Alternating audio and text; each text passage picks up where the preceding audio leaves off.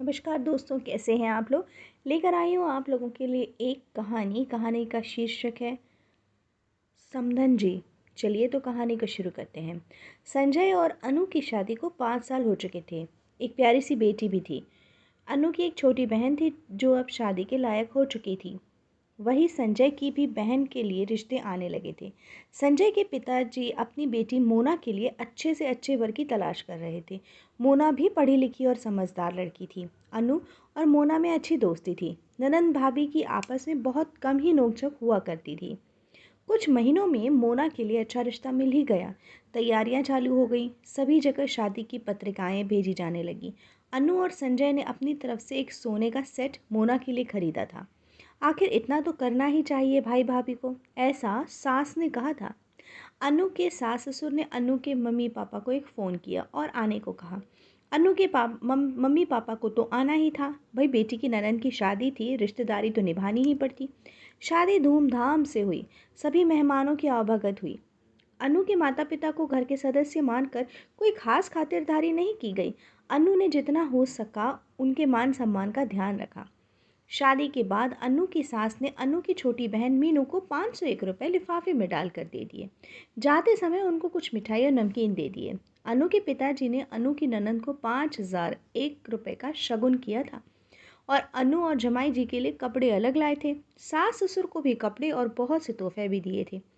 अनु को एक बार के लिए बुरा लगा कि मम्मी पापा और मेरी छोटी बहन उसकी ननद की शादी में इतने दूर से मेरे मायके वाले आए। इतना कुछ मेरे मायके वालों ने दिया, लेकिन इसके बदले में मेरे माता पिता और मेरी बहन को क्या मिला, ये सवाल लेकिन उसने मन ही मन रखा। कुछ महीनों के बाद अनु की छोटी बहन की शादी तय हो गई। अनु बहुत खुश थी। अनु के मम्मी पापा ने अनु के सास ससुर को फ़ोन कर शादी में आने का आग्रह किया। अनु ने सास से पूछा, मम्मी जी मैं थोड़ा जल्दी चली जाती हूँ, आप लोग कब तक आएंगे शादी में। सास ने जवाब दिया, तुम चली जाओ बहू, अभी तक तो एक ही फ़ोन आया है। समधन जी आने के लिए 3-4 फ़ोन करें तब हम आने की सोचें, हम लड़के वाले हैं। अनु चौंक गई। ननंद की शादी पर तो बेचारे मेरे मम्मी पापा एक फ़ोन करने पर आ गए। लड़के वालों को बुरा न लगे ये सोचकर उन्होंने कुछ भी नहीं कहा, लेकिन आज तो ये कुछ अलग ही हो रहा है। अनु शादी में जाने की तैयारियां करने लगी। अनु ने संजय से पूछा, जी मेरी छोटी बहन मीनू को हम शादी का तोहफा क्या दें। संजय ने बोला, जो देना है तुम्हें दे दो, आखिर एक ही छोटी बहन है और हमारी इकलौती साली। तभी सास ने संजय से कहा, इतना कुछ करने की क्या ज़रूरत है, बस थोड़ा नगद दे देना। अन्नू को ये बात पसंद नहीं आई। उसने संजय से कहा कि वो बड़ी बहन है, वो मीनू को सोने की बालियाँ तो दे ही सकती है। जब संजय अपनी बहन को सोने का सेट दे सकता है तो संजय ने कहा, बिल्कुल बिल्कुल, हम उसे सोने की बालियाँ देंगे, तुम कल चलकर पसंद कर लेना।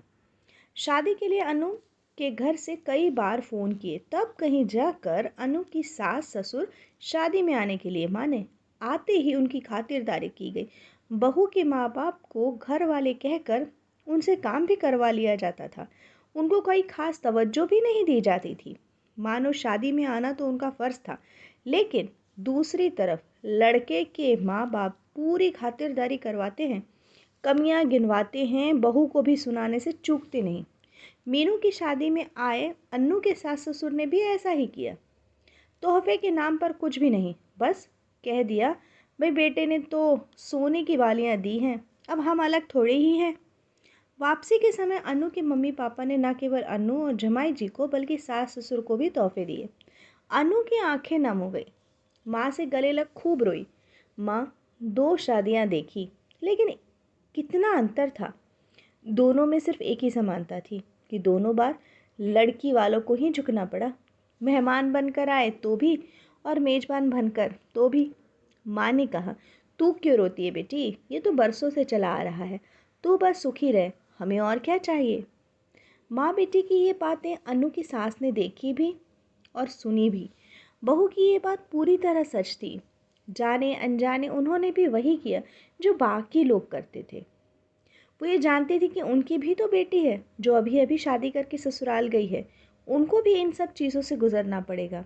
तब उनकी बेटी मोना भी इसी तरह उदास होगी। उनके सामने आज अन्नू के साथ साथ मोना का भी चेहरा था।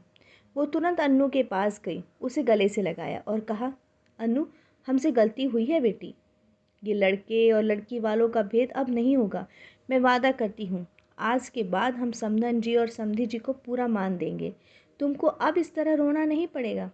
मैं भी एक बेटी की माँ हूँ।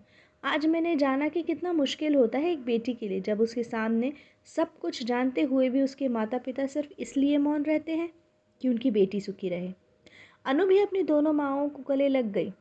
उसके मन में बस यही आशा थी कि उसकी सास अपने कहे पर अपने वादे को हमेशा निभाए। दोस्तों, कैसी लगी आपको ये कहानी ज़रूर बताइएगा और मुझे पूरा विश्वास है कि आप भी कभी न कभी यह अनुभव ज़रूर कर चुके होंगे। चलिए, मैं मिलती हूँ नई कहानी के साथ। तब तक खुश रहिए, एंजॉय कीजिए, बाय बाय।